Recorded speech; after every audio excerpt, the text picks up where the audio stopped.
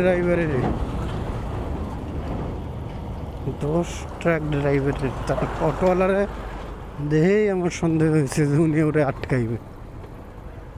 দোষ তো ওরে, মানে তো উল্টা আসছে।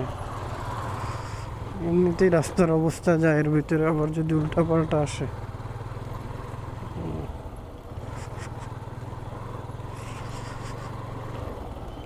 এবার ট্রাক ড্রাইভার করে অনেক চিন্তা করতে হয়, কারণ আমাদের যে বড় গাড়ি, যে ওয়েট থাকে,